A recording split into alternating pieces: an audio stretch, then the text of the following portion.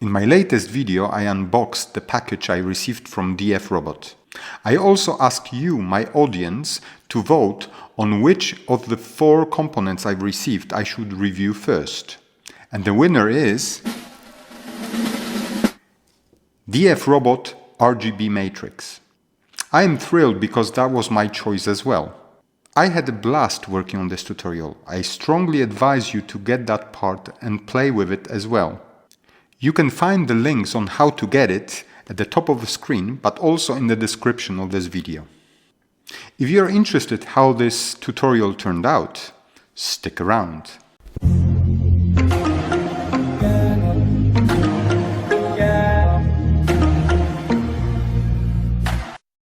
The matrix we are reviewing today arrived in the goodie box I received from DFRobot. Here it is listed in the packing list.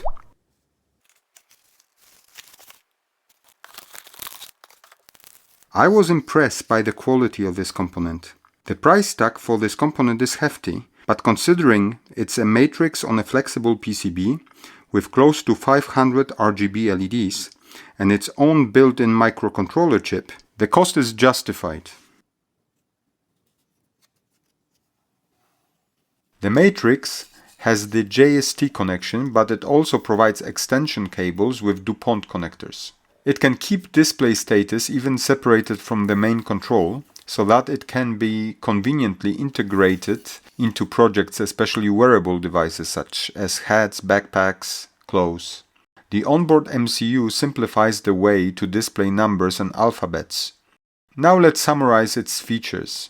This flexible RGB matrix has a resolution of 7 by 71. Those are RGB LEDs, not now pixels that were used in other matrices I reviewed. Operating voltage is 5 volts. Rated current is maximum 500 milliamps. This would be when we lit all the LEDs at maximum brightness. So if you want to lit a lot of those LEDs at the same time, the external power supply for it would be needed. Fortunately, there is a dedicated library available for this module. You can easily find it by searching on Google and visiting GitHub link. From there you can download the zip file, which can be then opened in Arduino IDE. After installation you will find several test sketches included, which are always a great place to start experimenting. Now let's connect the display to the Arduino Uno. We have 4 connections to make. VCC, ground, and 2 connections for serial communication. The library provides us with a set of data types and methods that allows us to output and animate text on the display. Let's quickly go through them. First, we have the method to send the text to the display. We pass that text as an array of characters. There is the color mode data type.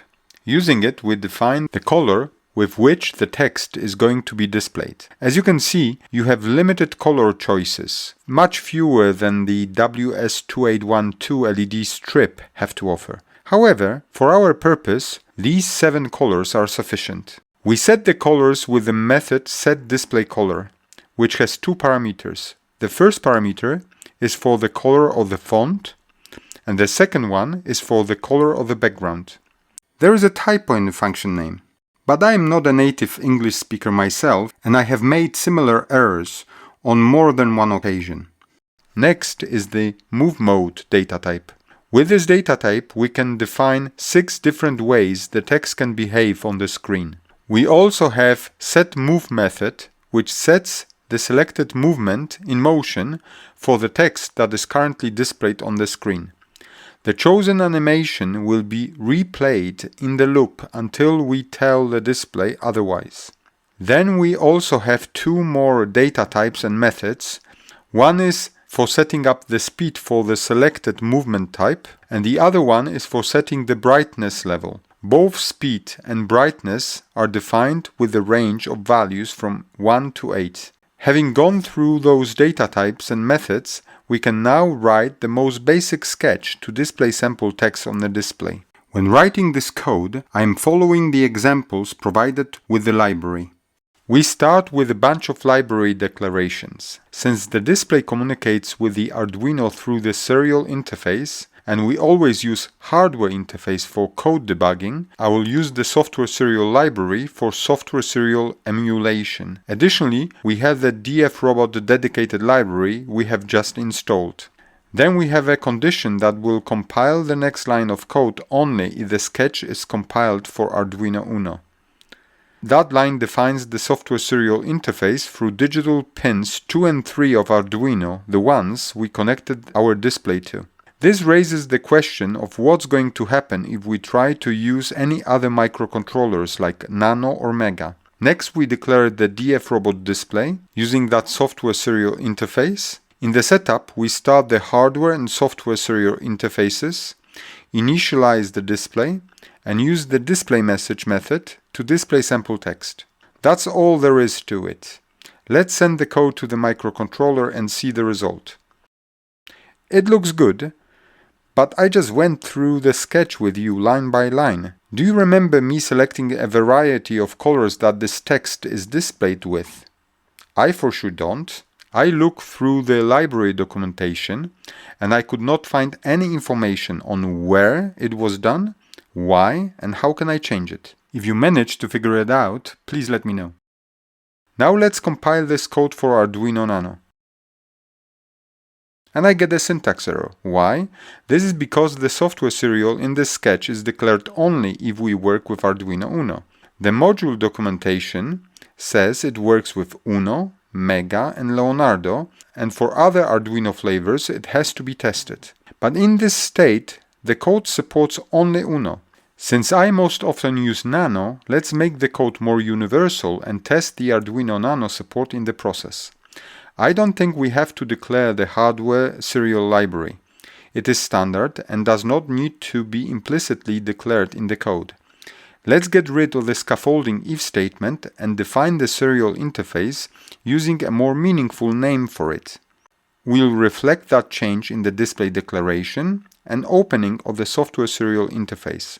Let's also change the text to display, and let's load the code, but this time to Arduino Nano microcontroller. Done. Now let's try connecting the display to Arduino Nano. We start by connecting 5 volts and ground, then connecting the display to digital pins 2 and 3 linked to the software serial interface. All we need to do is to power the Arduino and the text is displayed. We have just proven that this display supports Arduino Nano as well. Let me interrupt this video for a moment. If you're still watching, that means you like that content. Did you know that the best way to support me is by liking videos like this and subscribing to my channel? This is only a click for you and it means everything to me. While we are on this topic, I would like to thank people that went above and beyond to support me through Patreon, channel membership, and PayPal donations. Once again, thank you. And now, back to the video. Let's go back to Arduino Uno connectivity and our original sketch to display sample text. Since we are already displaying the sample text, let's extend the sketch and add lines to test setting up the display brightness. Here is the table containing all possible values for brightness. In the loop function, I will add a for loop that will run the set brightness method for all those values, one at a time, in 1 second intervals. Let's see how it would look. The brightness of the display text is nicely increasing with each iteration of the for loop. Let's reset the brightness back to 1. So far, we've been passing the sample text to display as a constant value in quotation marks. However, sometimes we need to display text that is stored in a variable. Let's see what will happen if we pass this variable to the display message method. We get a syntax error, informing us that we cannot pass a variable of type string as an input parameter to the display message method. How can we work around it? We can create an additional variable that would be an array of characters, and then, using toChar array function, we can convert the string value stored in the variable to the array of characters variable we have just created. After that, we pass that array of characters to the display message. Will it work this time? It does. The same applies to numbers. You cannot pass an integer variable to the display message.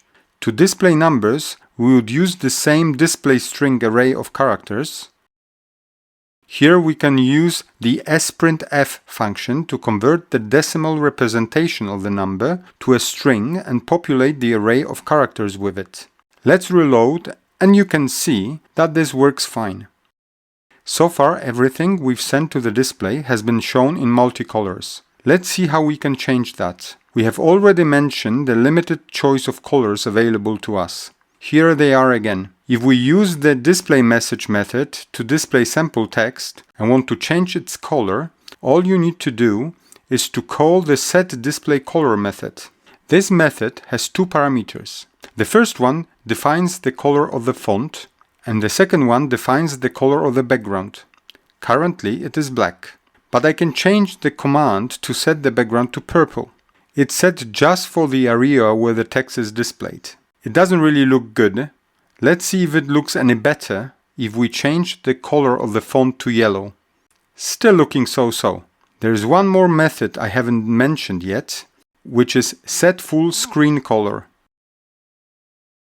Let's write one more sketch where we will display the same text in all colors available to us in 2 seconds intervals.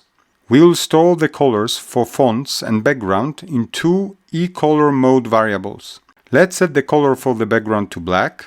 Now we also need a table of all possible color values. Then we display the sample text. Next, in a for loop, we iterate through the color table and call setDisplayColor method for each value in that table in 2-second intervals. Let's load the code.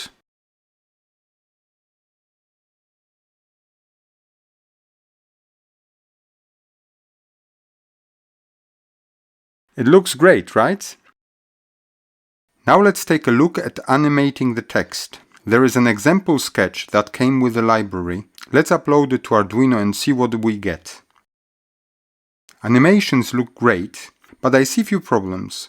When we set animation, it will run indefinitely unless we instruct the microcontroller otherwise. Also, if the timing is off, the animation for a single text can be displayed only partially or multiple times, which may not be what we want. I'll write my own sketch to show all possible text animations. If it experiences the same problems, we'll identify the way to fix them. When presenting each movement type, we will animate the texts that describe the particular movement. Let's store those labels in a table. Then we need to create a corresponding table with movement type IDs that we will be passing to the display, as well as the table with speed defined for each movement. To begin, all animations will run with the slowest speed of 1. Next, we will need a table of characters to help us format labels from the movement table into the format accepted by the display message method. In the loop, we have a for loop that iterates through the moves table and displays the movements labels one by one. For each label, we apply the corresponding movement type and movement speed. We will wait 5 seconds for each animation to complete. Let's upload the code to the microcontroller and check this composite animation. As you can see, with slowest speed, scroll left and right animations do not complete in time. All other animations perfectly fit into the 5-second window. To fix it, let's increase the speed for scroll left and right animations to 6 and replay it. Now everything works perfectly. So you need to spend some time tweaking the animation. It can be tricky, but you will get it right eventually. There's one more method we need to cover. Display banner. It is used to merge up to 8 different texts into a composite animation. Before using this method, you have to declare those texts first. Here are the texts taken from the example sketch that came with the library. You can use cry attribute to highlight the messages. However, this method does not allow selecting color or animation, or at least I don't know how to do it. I ask myself a question: why would you have a method like this when the display message method is available, which supports these extra features? Then I remember one statement from the display introduction, and I quote, "The display can keep its status even when disconnected from the main control." So the display banner allows us to save 8 different messages to the microcontroller of the matrix.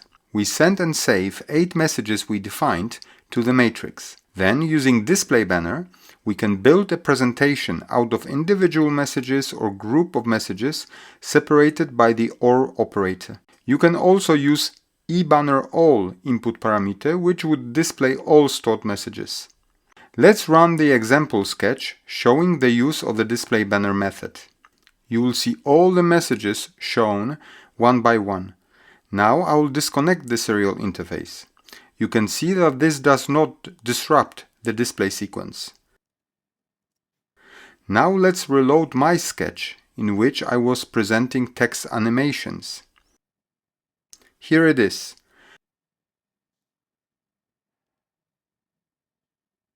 Let's do the same. And you can see that only the last animation would be played indefinitely in the loop. Only when we reconnect the serial interface do we resume the presentation. So it looks like display banner function can be useful after all. So overall, I really enjoyed exploring and working with that display module. The only little problem I have with it is that it didn't give me full control over all the LEDs. When I worked with other matrices like MAX7219 and WS2812, I had complete control over them. However, here I only know how to display and animate text. For those other matrices, I usually had a set of 2 libraries. The first one provided full control over the matrix, while the other supplied me with tools to display and animate text. This was the case for MAX7219 with libraries LED Control and Parola. I am including the links to the corresponding tutorials I have published so you can see for yourself. The same was true for the WS2812 matrix with libraries Fast LED and Adafruit No Pixel. I am yet to create a tutorial for the latter one. However, for the DFRobot matrix, we don't have the low-level library. We only have a library covered in this video. Is that a bad thing? Absolutely not. If the display is meant to be used for displaying text, then that's all you need. But for people like me who sometimes enjoy complicating things, having that additional control would be great. Let's wrap up this video. Thank you for watching. I have several ideas on how to use this matrix in my project, so this is not the last time you see it on my channel. I will see you in my next video. Ciao!